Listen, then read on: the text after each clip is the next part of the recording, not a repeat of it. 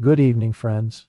Imagine that in front of you stands a huge wooden door banded with rough iron straps, heavier than any door you can remember. And that is where we are going today. A medieval convent. Sounds a little thrilling, doesn't it? Don't worry, we're only going to experience it for a while. Now dim the lights and let the sound of the bells lead you into tonight's story. You reach out and knock softly. There's a tiny sliding hatch in the door. It is pulled open at once. A pair of wary eyes studies you in the darkness. And once your identity has been confirmed, the hatch slams shut again with a clank.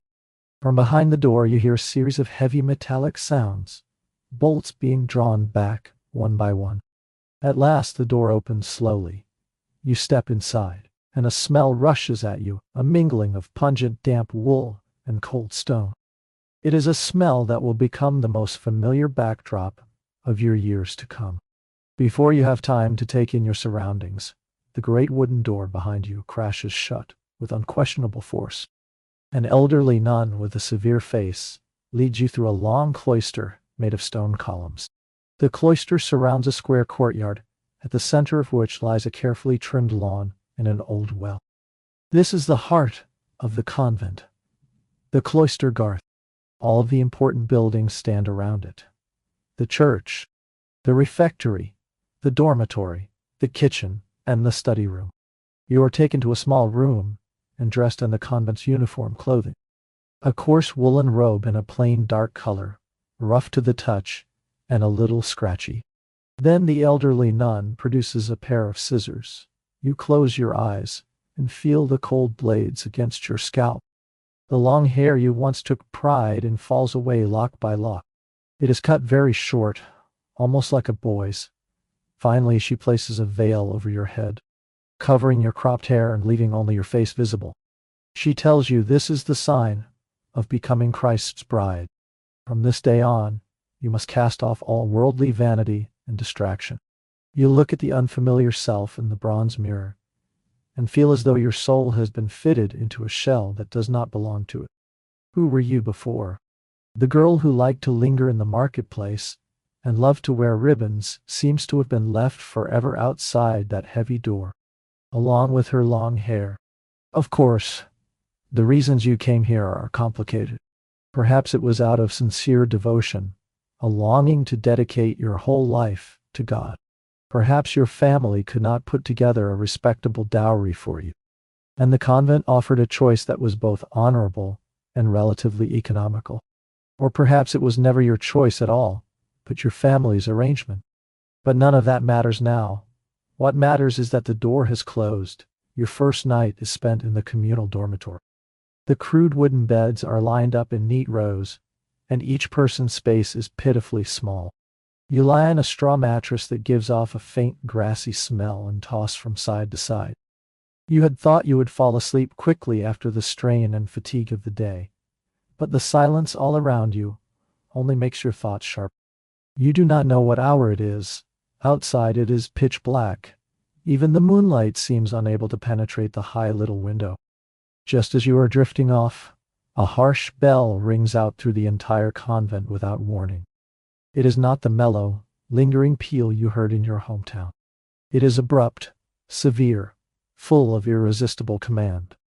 The nuns beside you sit up almost the instant it sounds, moving in perfect unison, as if they have practiced this 1,000 times. Panicked, you scramble out of bed with them, groping in the dark for your robe. No one speaks. There is only the rustle of cloth and the faint sound of bare feet on cold flagstone. You follow the line of women into the church like a sleepwalker. Only a few candles are lit there, and the light is dim. Enormous stone columns cast great eerie shadows in the wavering glow. You kneel on the icy stone floor and begin the first prayer of the day. The night office later called matins at about 2:30 in the morning. Yes, you heard correctly. 2:30. Your day begins when most people are still in their deepest sleep. This is the rhythm of your new life, a rhythm defined entirely by bells. The sun, the moon, your body's own internal clock, none of that matters here anymore. The only thing that matters is the 7 daily offices that tear you away from work, study, or brief rest. This strict prayer schedule, known as the divine office, lies at the core of the famous rule of Saint Benedict. It is said that such monotonous, repetitive daily life exists so that a person's thoughts and will may be brought into complete submission to God. After the night office, you cannot go back to sleep. There is a short period of reading, then lauds at dawn, then prime. Only around 8 in the morning do you finally have a chance to wash, make your bed, and attend the new day's mass. You soon discover that this timetable changes with the season. In summer, to make full use of daylight, rising time is moved even earlier, to around 1:30 in the morning. As compensation, there is a midday nap in winter. The wake-up bell is mercifully postponed to 2:30. But the midday nap disappears. Your day is cut into fragments. Morning is for work, perhaps copying scripture in the scriptorium, perhaps doing embroidery in the workroom. At noon comes the midday office, then dinner. At 2:30 in the afternoon comes the mid-afternoon office, and then more work. At dusk, the bell for vespers sounds. After dark, the day's final prayer, compline, is finished, and only then may you return to the dormitory. For a newcomer, this life is a double torment, physical and psychological. You are always bleary-eyed and half-dazed. Just when you most need concentration to copy a manuscript, the bell drags you away.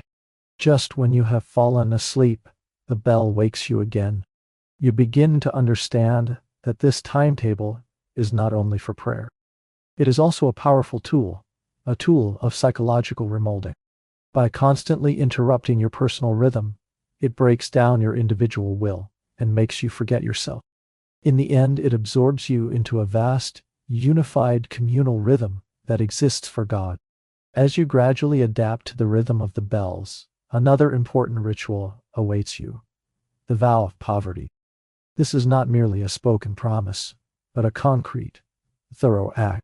You are led into a room where the abbess and several senior nuns are seated with solemn expressions.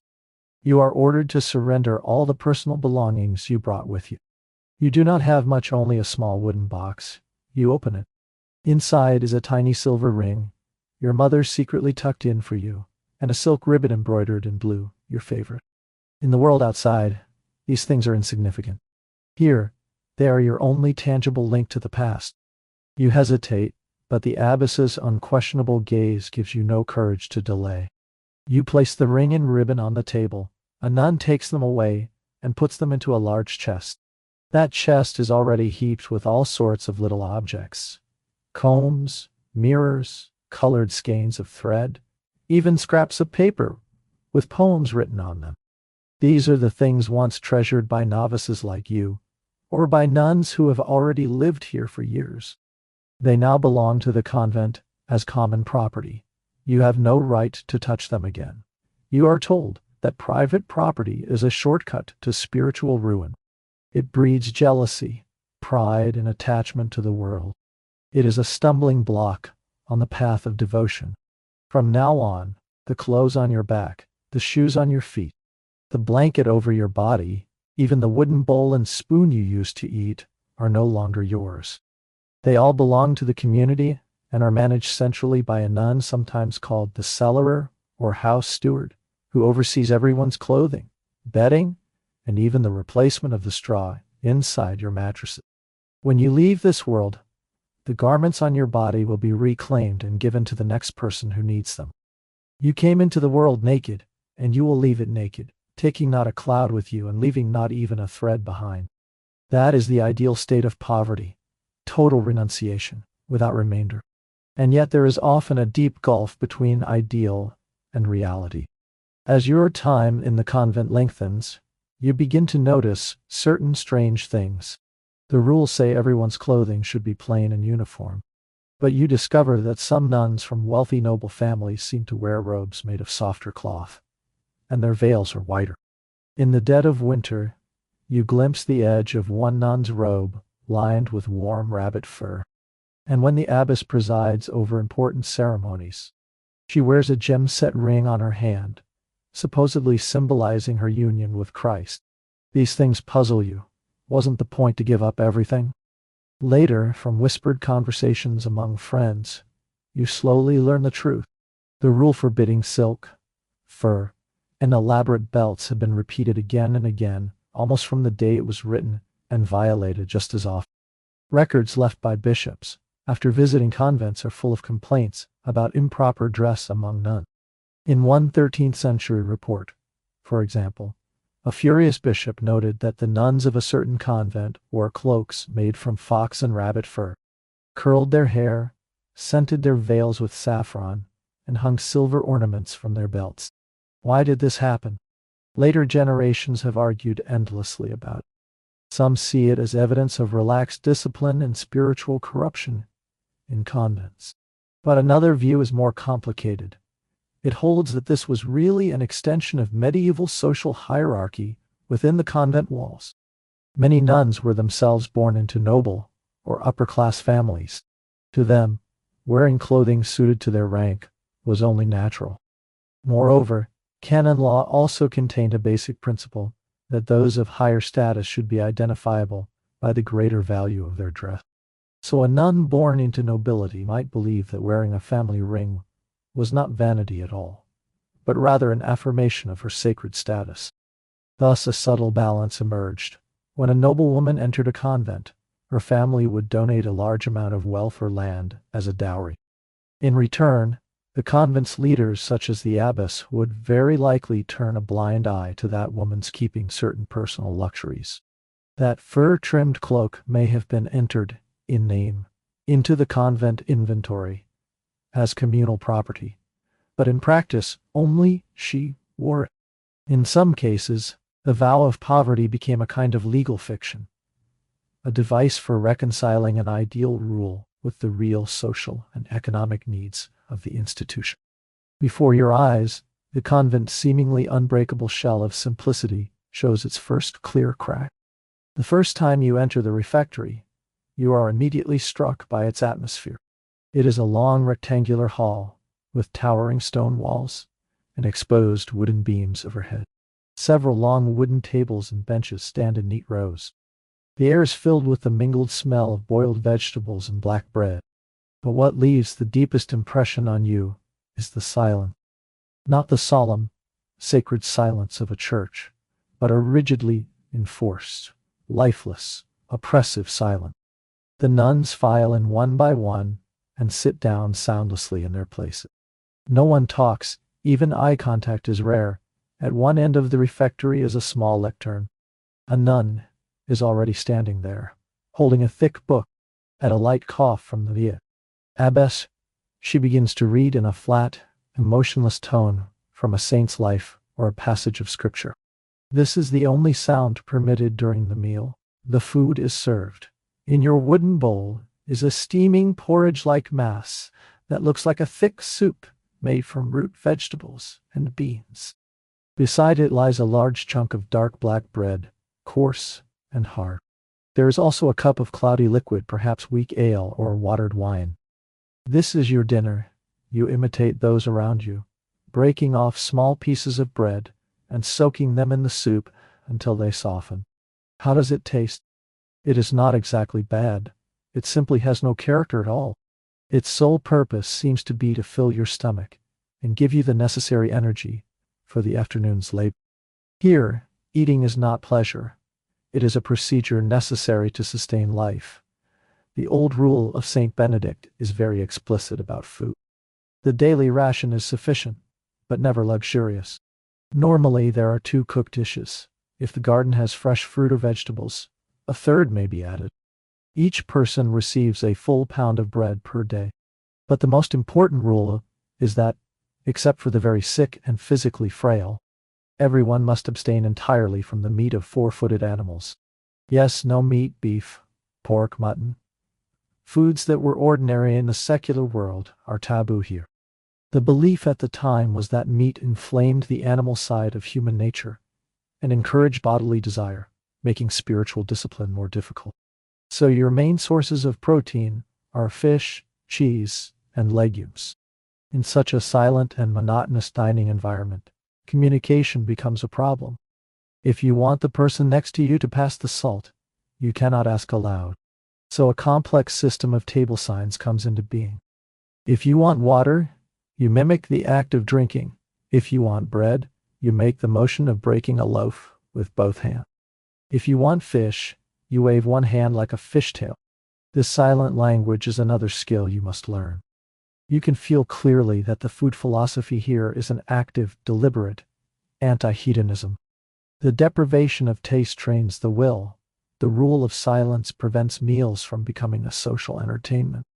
The battlefield of the soul lies on this table, and your enemies are things called pleasure and desire. After compline, the convent enters what is called the Great Silence.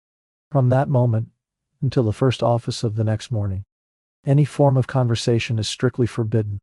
In theory, the whole convent should be sunk in total stillness until the bells ring again at dawn. You lie in bed in the dark, surrounded at first by such complete quiet that you can hear your own heartbeat. But gradually your ears pick up a faint sound. It is not the wind, nor mice running in the ceiling. It is a voice, or rather voices, deliberately lowered to a whisper. They are coming from the corner of the dormitory, where several novices who arrived around the same time as you are sleeping, along with a few slightly older young nuns. You strain to make out what they are saying. They are complaining that today's work was too tiring, imitating the stern expression of a senior nun, and whispering that the abbess seems to have received another supply of fine candles. These are trivial little matters, but in that dark silence, every whisper feels like a small adventure. A few nights later, just as you lie down, the nun sleeping next to you, her name is Isabella, lightly touches your arm. She mouths, "Come here." You hesitate, but quietly climb out of bed and follow her to that corner. A few girls are sitting in a circle, sharing a piece of cheese they have hidden away, using the faint moonlight from the high window to see. You are pulled into this little circle. It is your first secret society inside the convent. Here, under cover of the Great Silence, you share forbidden food and exchange forbidden words. Friendship begins to grow like a vine in darkness, twining tightly around all of you in the cracks between the rules. Friendship in the convent is in fact encouraged, but only in a specific, officially approved form. The nuns are taught to love one another like family. They call one another sisters, and together form a spiritual household centered on Christ. Such love and friendship are seen as the glue that holds the community together. There is even a higher form, called spiritual friendship. This is an especially intense platonic bond, usually between two nuns, who pray together, share spiritual insights, encourage each other, and advance together on the path of faith. It is considered a noble way toward understanding the love of Christ. Many medieval abbesses wrote in praise of such pure friendship. And yet the kind of bond you are forming in the dormitory corner does not feel quite like spiritual friendship. Your connection is not founded on a shared pursuit of holiness, but on shared acts of disobedience. Every morsel of forbidden food, every whispered word in the silence, becomes a tiny ritual that deepens trust among you. The feeling of us against them, those who make and enforce the rules, creates a bond more exciting, and perhaps stronger, than the officially sanctioned sisterhood. As you chew that small guilt-laden piece of cheese and listen to your friends' hushed jokes, you feel, for the first time in this cold and austere convent, a trace of genuine warmth and belonging.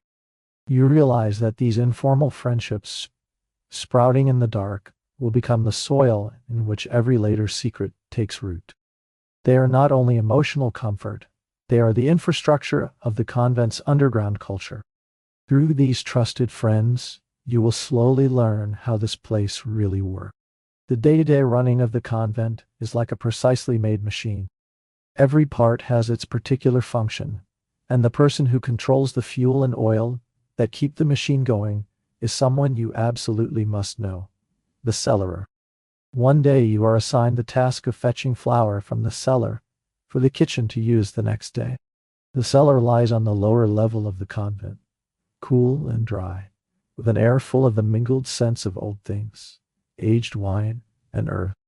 Here you meet the legendary cellarer for the first time. She looks to be in her 40s, solidly built, with keen eyes. She does not have the faintly unworldly air of the nuns in church. She is grounded, practical, radiating authority and competence. A great ring of keys hangs at her waist, and with every step, it gives off a crisp metallic jangle, as if proclaiming her sovereignty over this domain. You quickly understand that her power extends far beyond keeping watch over the cellar. She is the convent's chief operating officer. Everyone's food, clothing, and necessities are under her control. All the convent's provisions, drink, and fuel are managed and distributed by her. The old rule of Saint Benedict devotes an entire chapter to what a cellarer should be like. According to the rule, this person must be wise, mature in character, temperate, not gluttonous, not proud, not quick-tempered, not offensive, not dilatory, not wasteful. She must be like a father or mother to the whole community. Those requirements themselves reveal the immense temptations and risks inherent in the office. The cellarer's responsibilities extend far beyond the convent wall. She not only oversees the stores in the cellar, but also supervises the convent's outlying manors and farms. These supply most of the grain, vegetables, and livestock the convent needs. She must deal with tenants and lay people, collect rents, and make sure the harvest is brought back on time. She is also one of the few nuns allowed frequent contact with outside merchants, responsible for purchasing things the convent cannot produce itself: salt, ironware, rarer goods. So she wields enormous power. The abbess's authority is spiritual. The cellarer's is material, tangible, and immediate. Her mood, and the way she interprets the rules, can directly determine whether your supper soup is thin or thick, whether the bread is fresh or stale. She can issue only the bare minimum allowed by the rule, or use her authority to make life more comfortable for certain people. How much autonomy does a cellarer really have? Is she merely a loyal executor who obeys the abbess entirely? Or does her control of the convent's economic lifeblood give her a considerable degree of independence? Some records suggest that a sharp, capable cellarer might wield influence almost equal to that of the abbess, and that a subtle tension often existed between them. You stand in the cellar, watching her scoop flour from a sack with a huge ladle and pour it into the cloth bag you have brought. Her motions are precise and efficient. Not a grain is wasted. As she measures, she asks you questions about the kitchen's usage without even looking up. Her voice is steady and impersonal, but you feel an invisible pressure. You realize that this cellarer is the gatekeeper of the convent's secret life.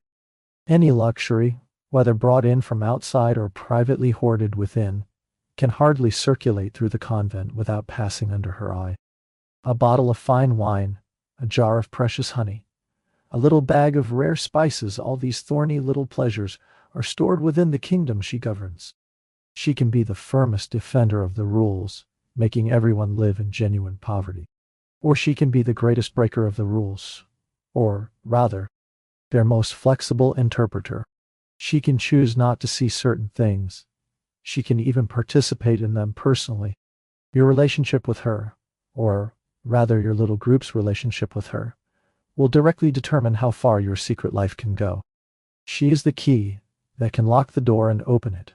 Once you have grown familiar with the convent's basic workings, you are assigned to a new post: labor in the garden.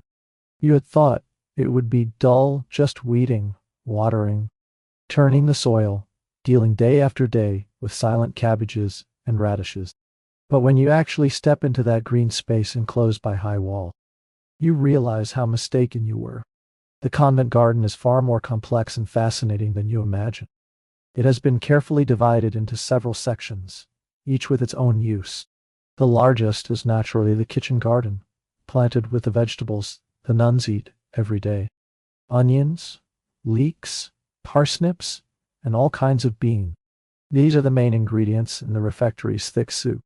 Beside the kitchen garden is an orchard of apple, pear, and cherry trees. In harvest season, the fruit is turned into preserves or fruit wine and stored for winter. But what captivates you most is a special corner of the garden called the herb garden. It feels like a magical world full of mysterious scents. The nun in charge of the garden tells you that every plant here has its own special virtue. Sage can cool fevers, rosemary can refresh the mind, poppy can ease pain, calendula can treat minor skin ailment. These herbs are the most important source of supplies for the infirmary. The potions sick nuns drink and the salves spread on their skin all come from this little patch of ground. You also discover a section planted specifically with flowers, lilies, roses, violets, carnations, all tended with care, not to satisfy anyone's taste for beauty, but for a holier purpose, decorating the altar in the church. The sacristan nun comes here regularly to gather the freshest blossoms. You soon realize that many of the plants here carry double or even multiple meanings. A rose, for instance, is not only a beautiful flower that can be made into perfume or flower tea, it is also a symbol of the Virgin Mary. And the orchard serves yet another purpose. It is usually the convent cemetery. After the nuns die, they are buried beneath these fruit trees. It is a very practical arrangement. It wastes no land, and it lets the souls of the dead rest in quiet nature. The lilies and roses blooming over the graves are both memorials to the dead and symbols of resurrection and eternal life. Work in the garden opens a little door to secret pleasures. The rules here are not as severe as in the refectory. When you are weeding beneath a cherry tree, no one is watching to see whether you quietly pick a ripe, purplish red cherry and pop it into your mouth. The burst of sweetness on your tongue is the most exquisite thing you have tasted since entering the convent. When you prune lavender, you can pinch off a small sprig and hide it in your sleeve, then bring it back to the dormitory and fall asleep breathing its calming fragrance. These are tiny indulgences, personal, sensory, seemingly insignificant. They require no complicated planning and no accomplice, only a brief moment of solitude and a little courage. Here, for the first time, you experience the pleasure of transgression yourself. One afternoon, you see an older nun named Matilda being slowly helped toward the infirmary by two younger nuns. Your friend Isabella leans over and whispers, "Look how lucky she is." You are baffled. Lucky? She's sick. What is lucky about that? Isabella smiles mysteriously. She isn't sick, she says. She's going for bloodletting. When you go there, you get the good food. Bloodletting was an extremely common medical practice in the Middle Ages. People believed that by periodically letting out a small amount of blood, one could balance the humors and maintain health. The convent is no exception. The nuns take turns going to the infirmary for this sort of preventive treatment. A few days later, an errand gives you a chance to enter the infirmary yourself. The place feels entirely different from the rest of the convent. There is even a brazier of warm coals in the room, dispelling the chill of the stone walls. The air does not smell damp and moldy. It is thick with the rich aroma of meat broth. You see Sister Matilda sitting comfortably in a chair, wrapped in a thick blanket, holding a steaming bowl of soup. The smell coming from it is absolutely not the weak vegetable broth served in the kitchen. At last you understand what your friend meant by lucky. You have discovered one of the great open loopholes in the convent's system of rules: infirmary privilege. The strict rule of Saint Benedict does indeed forbid the meat of four-footed animals, but it leaves one crucial exception. The gravely ill and the extremely weak may eat meat in order to recover. That clause opens a door from the infirmary into the world of good food. Whether someone is truly ill or merely weak after bloodletting, she can legitimately enjoy meat there. The infirmary usually has its own small kitchen, run by a designated infirmarian nun. It prepares richer, more nourishing food for the patients: stewed chicken, meat broth, even roast meat. And it is not only the food. The infirmary is warmer, quieter, more comfortable. For nuns who live year-round under strict discipline, a few days there can feel like a holiday. Yet to enjoy this privilege, one must pay a small price, or rather, perform a somewhat theatrical ritual. A nun who is eating meat in the infirmary, if she has to leave the infirmary and go elsewhere, must pull her veil low over her face and walk with a staff. This strange costume is a public signal. I am temporarily outside the norm. I am an invalid living under suspended rules. And when she recovers and is ready to return to communal life, there is a more important step still. In front of the assembled nuns, she must prostrate herself on the ground and ask the abbess's forgiveness. She must openly confess that during her time in the infirmary, because of bodily weakness, she sinned in matters of food and begged the sister's pardon. This seemingly contradictory procedure is actually very shrewd. It demonstrates the flexibility and humane concern of the rules, while the public penitential ritual reserves the authority and sanctity of the rule against meat. The rule has not been broken. It has only been lawfully and temporarily suspended. Was this loophole abused? Did people feign illness, exaggerate minor ailments, or strategically time bloodletting just to secure a few meals of meat? Visitation records of the period seldom mention such things precisely because they fell within the rules. But the very existence of such elaborate and formal ceremonies of reintegration suggests that licensed transgression was both common and carefully meant. As you watch the satisfied, contented look on Matilda's face, you learn another important lesson about how this place operates. The rules here are not what you first imagined, not a hard, cold wall that cannot be crossed, but a carefully woven net.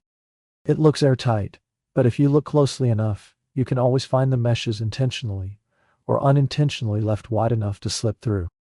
On an otherwise ordinary afternoon, an unexpected delight arrives.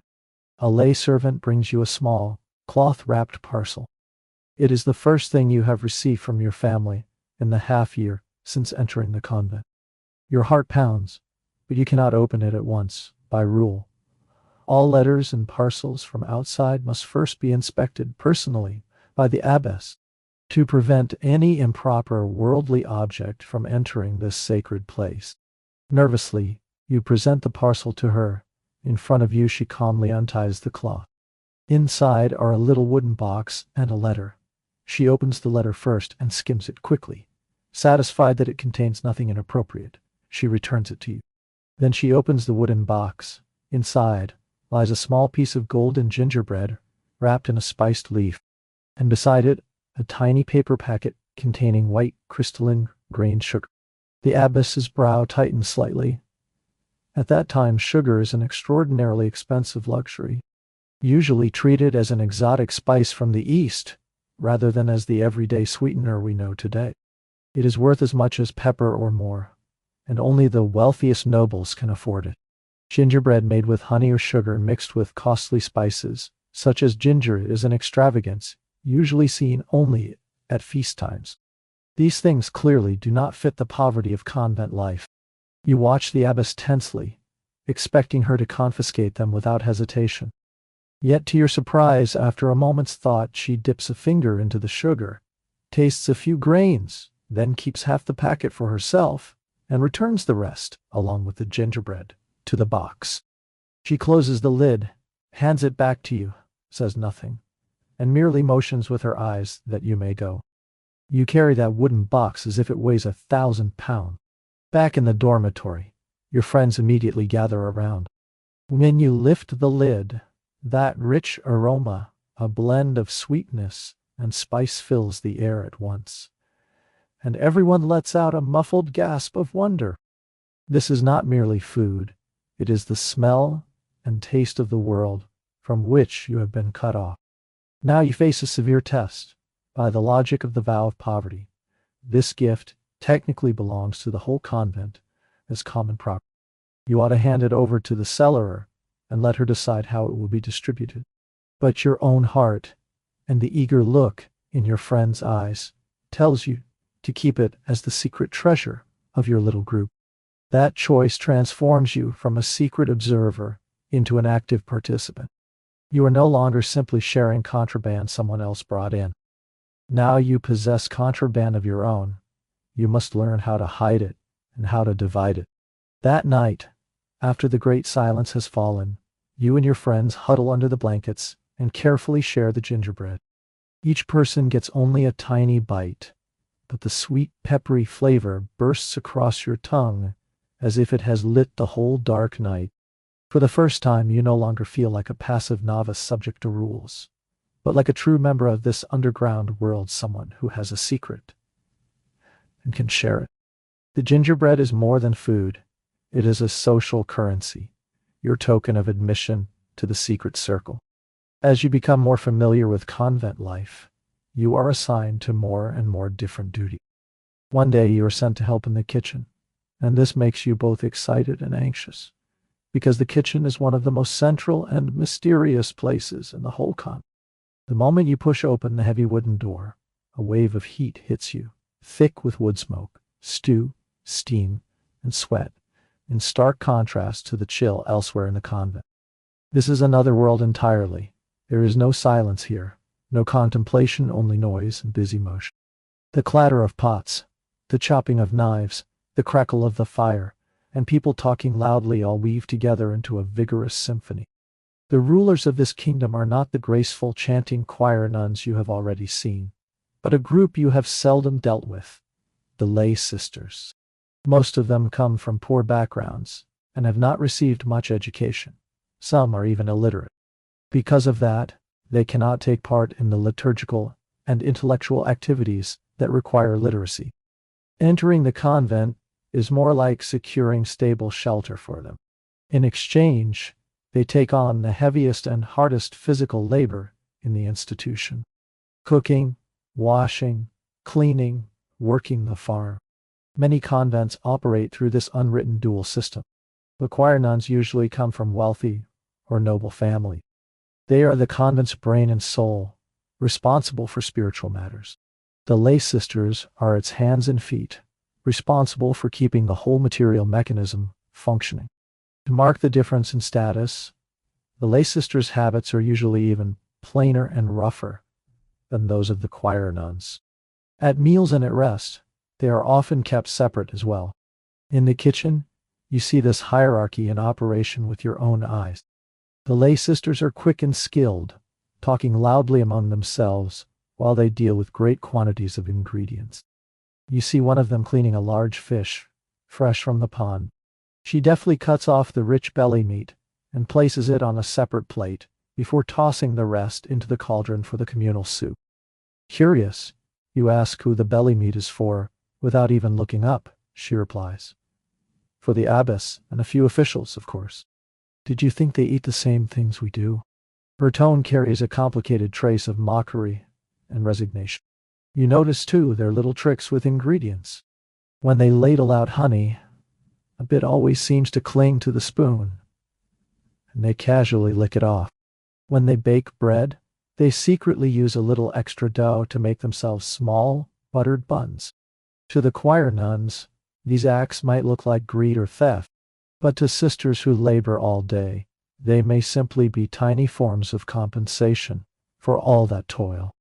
The relationship between choir nuns and lay sisters has always been debated. Is it a harmonious, complementary symbiosis, or an oppressive structure full of class resentment? Some records show that lay sisters were at times treated harshly. In some cases, whole groups of lay sisters, no longer able to bear their unequal status, fled together and founded religious communities of their own. You quickly realize that these seemingly rough, poorly educated lay sisters are in fact the key drivers of the convent's secret life. Their absolute control over food, combined with their lowly, largely overlooked status, gives them the perfect opportunity and motive to bend the rule. So if you want a little something to eat outside mealtimes, or a bit of extra butter in your soup, asking a choir nun is useless. She will rebuke you with rules and doctrine. But if you can build a good relationship with one of the lay sisters in the kitchen, perhaps by helping her carry a bucket of water, or sincerely praising her bread, she may very well slip you a warm, golden brown roasted potato one afternoon. They are not merely servants. They are the rulers of this underground kingdom, the source of every secret delicacy. You come to understand that the class divide inside the convent shows itself most directly in one question. Who gets to eat what? During your time working in the kitchen, you become friends with a lay sister named Agnes. She is a few years older than you, open-hearted, and intimately familiar with all the convent's unwritten rules. One afternoon, when there is no one else in the kitchen, Agnes mysteriously pulls you into a corner of the storeroom. From an inconspicuous cloth bag hanging high up, she carefully takes down a tiny iron box. When she opens it, a complex, strange fragrance, unlike anything you have ever smelled, rushes into your nose. You lean closer. Inside, several kinds of powders and grains, different in color and shape, have been wrapped separately in little scraps of parchment. What is this? You whisper, silly child. Agnes says with a pleased grin, this is treasure. Real treasure. Pointing to her wrinkled black pellet, she says, this is pepper from distant India. It has to cross deserts and seas to get here. Then she points to a brown powder. This is cinnamon, scraped from the bark of a mysterious tree. Finally, she pinches up something that looks like a tiny nail. This is clove, very strong. Just a little can change an entire pot of broth. You are utterly captivated. These are names you have heard only in storybooks and on the menus of noble. You never imagined you would see them with your own eyes, much less smell them. Agnes tells you these things are dearer than gold outside. A master craftsman would have to work for a month to earn enough to buy a pound of saffron, and a pound of pepper would still cost several days' wages. They are the ultimate luxury, symbols of wealth and status. In upper-class medieval cookery, more than 3/4 of dishes might include such exotic spices. Why are they so expensive? You ask. Agnes lowers her voice and begins telling you the half-true legends that circulate among merchants. People once believed such spices came from earthly paradise itself, that mysterious Eden at the edge of the East. To explain their exorbitant price, merchants invented dramatic tales. Pepper, they said, grew in forests guarded by venomous serpents, and gatherers had to drive off the snakes with fire, hence the peppercorn's black in color. Cinnamon, they said, came from the nests of giant cinnamon birds perched on sheer cliffs, and men had to risk their lives to obtain it. Such fantastical stories gave spices an aura of mystery and nobility. Of course, later scholars have offered more rational explanations for medieval Europe's obsession with spices. A long-standing theory says they were used to mask the smell of spoiled meat. But most modern historians reject that idea, for a simple reason. A household rich enough to buy costly spices could certainly afford fresh meat as well. Today, scholars tend to favor a combination of explanations. First and most importantly, spices were a conspicuous form of consumption, a tool for marking social rank. To serve a roast, dusted with cinnamon and clove, at a feast was to proclaim the host's wealth and power without words. Second, medical theory and humoral thought credited spices with regulating the body's balance. Finally, one cannot deny that spices really did make food taste better. Agnes carefully closes the box and returns it to its hiding place. She warns you that you must tell no one in a convent. Privately hoarding spices is one of the gravest violations imaginable. You think about it, and she is right. This tiny iron box violates all three of a nun's most important vows. First, it violates poverty, because it is a private cache of immense value. Second, it encourages the pursuit of gustatory pleasure, which in a broad sense runs contrary to the restraint of bodily desire required by chastity. Finally, the very act of hoarding it is an open challenge to the authority of the abbess and the convent, violating obedience. In that moment, you finally understand what Agnes means by treasure. That box of spices is not merely a seasoning stash. It is a concentrated symbol of the wider external world you were supposed to renounce. A world of wealth, sensual delight, and personal will. To possess it, or even simply to know of its existence, is to participate in a silent rebellion of the most thorough and thrilling kind. Ever since seeing Agnes's secret treasure, you feel even more closely bound to the little group. Knowing their greatest secret means they now trust you completely. And then, on a cold winter night, you receive the invitation you have long been waiting for. After complying, when everyone returns to the dormitory and prepares for the great silence, Isabella quietly catches hold of you and whispers in your ear, "Tonight, it's our turn. After the midnight bell, come to the abandoned storeroom behind the cellar. And remember, don't let anyone see you." Your heart begins pounding wildly. You know what this means. It is your initiation into the group, a midnight feast. You lie awake for hours, pretending to sleep, though every sense is sharp. At last the midnight bell sounds. Holding your breath, you hear faint rustling from several beds nearby. You slip soundlessly to the floor and follow a few shadowy figures through the silent cloister to the appointed place. It is a narrow, dusty storeroom piled with discarded farm tools. In the middle of the room, a thick candle has been lit, and its dim yellow flame barely illuminates the 7 or 8 people sitting in a circle. Agnes is there too, clearly the cook and organizer of the feast. On a piece of sacking, spread over the floor, are foods that make you stare in disbelief. In the center lies a small roasted bird, glistening brown with fat, perhaps a pigeon that has mysteriously vanished from the convent dovecote.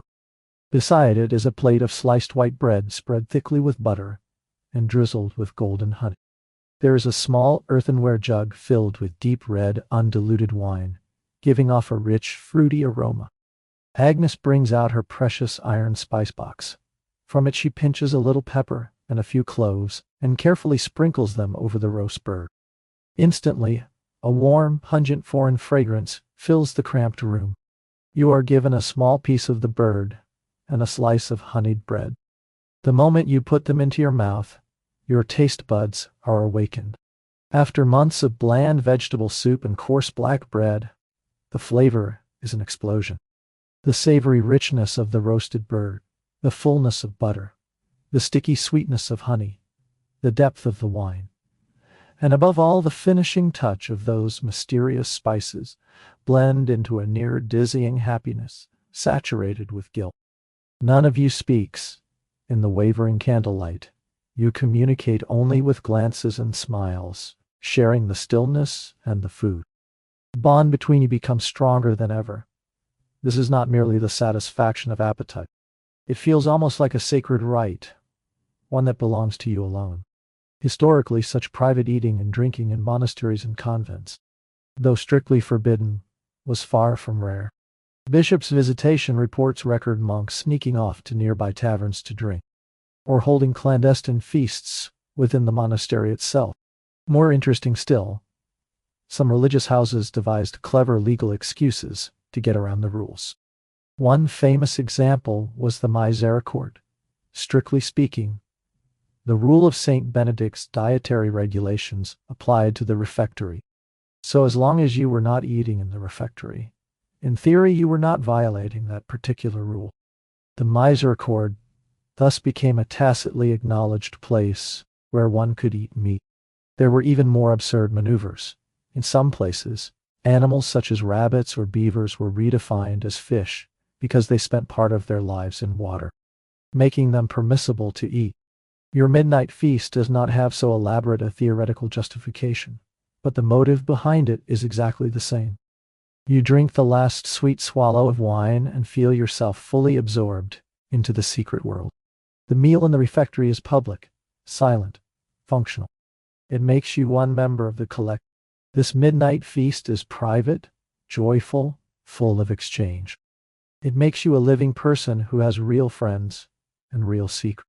The taste of spice on your tongue is the taste of belonging to this underground world.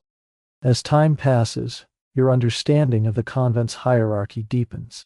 You begin to notice that the rope of the rules seems always to bind the higher a person's status, the more loosely it is tied. And the experience that finally confirms this comes by accident. One day you are sent to sweep the corridor outside the abbess's private quarters. Her rooms are in the quietest, most comfortable corner of the convent, far from the ordinary nun's dormitory. As you carefully sweep the flagstones, a gust of wind pushes her half-closed door open a little wider. Without thinking, you glance through the crack and are stunned by what you see. It is not the cell of an austere ascetic as you had imagined. Thick carpets cover the floor, tapestries with elaborate patterns hang on the walls. On a carved wooden cabinet stand several gleaming vessels. But what shocks you most is the abbess's table. She is dining alone. A clean white linen cloth covers the table. The utensils are shining silver. On the plate before her lies what looks like a roasted chop of lamb, accompanied by vividly colored sauce. Even her drinking cup is a delicate silver goblet filled with clear wine. This is worlds apart from the things you eat in the refectory every day. You are constantly taught to suppress your desire for good food, warned that gluttony is a sin. And yet, here, the highest-ranking person in the convent, the one who should be everyone's spiritual model, is openly enjoying forbidden meat and fine wine in her own room. You jerk your eyes away at once and pretend to have seen nothing, but your heart feels seized by an invisible hand. A mix of shock, disappointment, and something harder to name rises in you. So the rules are for people like you, for the leadership. There is another standard entirely. That accidental glimpse reveals a phenomenon widespread in medieval convents, but seldom publicly discussed. The abbess, as the convent's supreme ruler, was usually a woman from a powerful noble family. She brought not only administrative skill, but, more importantly, family wealth and political influence. As a result, her life within the convent often involved privileges far beyond those of ordinary nuns. In some episcopal visitation reports, ordinary nuns complain openly about this. They accuse abbesses of living luxuriously, using communal property for personal comfort, while ordinary sisters lack even basic food and clothing. In richer, more loosely disciplined convents, a system even developed that might be called extra portion. In other words, in addition to the two common dishes served in the refectory, the abbess, high officials, and honored guests would receive special additional items: a piece of roast fish, a dessert, even meat. Over time, such extra rations became an ordinary privilege of the leadership. Later, generations have disagreed on how to interpret this. Is it naked hypocrisy and corruption? Or is it simply a normal expression of a social hierarchy widely accepted at the time? In an age that assumed status should be displayed through consumption, was it considered only natural for an abbess, as a kind of spiritual lord, to eat better than her subject? Judging from the surviving complaints, ordinary nuns at least perceived it as an injustice and a sign of institutional decay. You finish sweeping in silence and leave the corridor. But the image stays burned into your mind. It is the first time the moral foundation of this place truly begins to wobble for you. Compared with the abbess's daily private banquet, the furtive midnight feasts you and your friends share suddenly seem like very small things indeed. In a strange way, this discovery also gives you relief. It provides the ultimate justification for your own rule-breaking. If even those who make and enforce the rules do not obey them, then what does it amount to if you, struggling at the bottom, break them in order to find a little warmth and happiness? Your secret life is no longer only about comfort and friendship. Without your quite noticing it, it has taken on a tinge of resistance, a silent resistance to a hypocritical and unequal system. Just when you think you have fully adapted to this double life, a piece of news drops into the still water like a stone and sends fear through everyone. The bishop is coming for the annual visitation. Visitations are a crucial institution in the church's system of governance. Every year, the bishop or his delegate travels like a corporate auditor to each convent under his jurisdiction for a comprehensive formal inspection. His task is to investigate whether there are violations of ecclesiastical law lax discipline, mismanagement, or other problems, and to correct. The moment the news arrives, the entire convent enters a state of high alert. A silent, all-hands-cleaning campaign begins. But what is being swept away is not only dust and cobwebs.